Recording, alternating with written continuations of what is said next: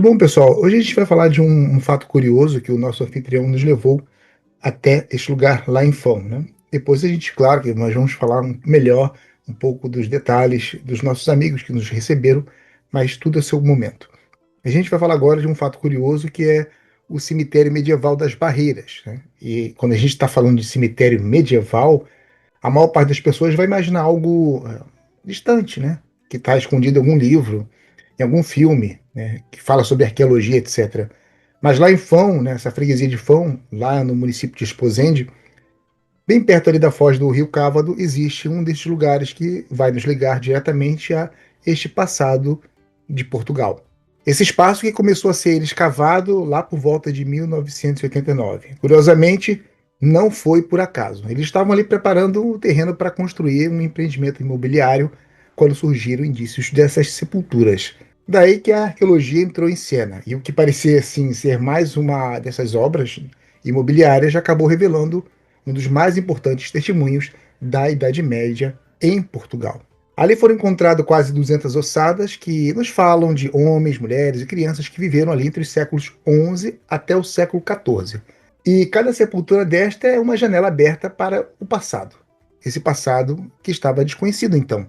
A orientação dos corpos seguia a tradição medieval cristã. A cabeça estava voltada para a direção do ocidente e os pés para o oriente. Muitos desses túmulos já estavam inclusive reaproveitados, ou seja, chegaram ali, já tinham mais de uma ossada dentro do mesmo túmulo.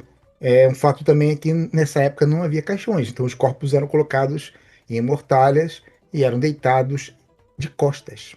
Às vezes recebiam apoios improvisados para a cabeça com as pedras ou até mesmo colocavam telhas.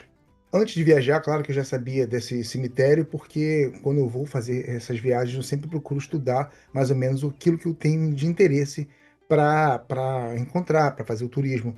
E o nosso turismo não é baseado meramente em ficar num local e tirar uma foto. Então a gente também tenta entender um pouco da história que está ali por trás.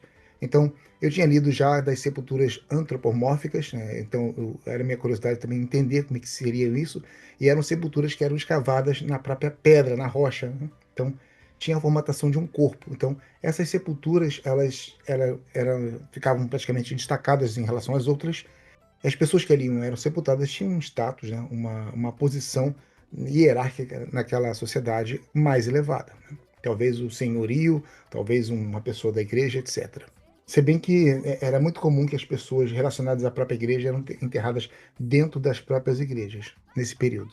Também é interessante que não foram só ossadas que encontraram ali, o cemitério também acabou revelando moedas dinásticas do tempo de Afonso, né? Afonso I, acho que também tem moedas do tempo de Sancho, que é o filho de Afonso Henriques, né? Então tem fragmentos de cerâmicas, escórias de ferro. Então tem sinais de como era o padrão de vida da época, da economia, da forma das crenças das pessoas, né? Demonstra que aquela comunidade estava inserida naquela realidade do seu tempo. Bom, também por curiosidade, o nome do lugar é Cemitério das Barreiras, né? Então, por que esse nome, já que Barreiras não é uma freguesia? Então, tem esse lugar ali, e esse lugar deve ser já falado há muito tempo. Então, essa natureza levantava verdadeiras barreiras de areia e dunas entre o rio e o mar. Ou seja, barreiras que eram físicas, mas também sociais, porque elas acabavam limitando os espaços de uma propriedade e de um mundo. É bom também te recordar que esse período, entre o século XI até o século XIV, a região sofreu profundas alterações demográficas e ambientais, incluindo o impacto da peste negra e a progressiva cobertura das áreas que eram habitadas pelas dunas. Então, as dunas vão avançando para onde estavam as pessoas residindo. Então, há um deslocamento da própria povoação para uma parte diferente. Então, esse cemitério, com o tempo, ele vai sendo coberto pelas dunas e vai ser, com as gerações que vão seguindo, vai ser esquecido. Sendo assim, as pessoas vão sendo empurradas mais para dentro, mais para a margem norte do rio Cávado. O cemitério, então, ficou esquecido sob a areia.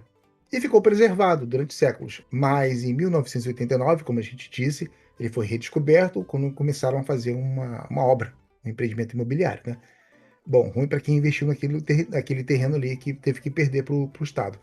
Outra coisa também que achei curioso também é que, segundo o meu anfitrião, o José Miguel, não foi todo o cemitério que foi escavado. Então, há uma parte que poderia ter sido realmente verificada, investigada, mas que ela já está praticamente, tem uma rua ali que passa em cima, entendeu? Então, não sei como é que o Estado iria fazer para poder fazer uma escavação ali, uma intervenção, ou se é de interesse realmente que se escave mais coisas ali, se descubra mais coisas ou não.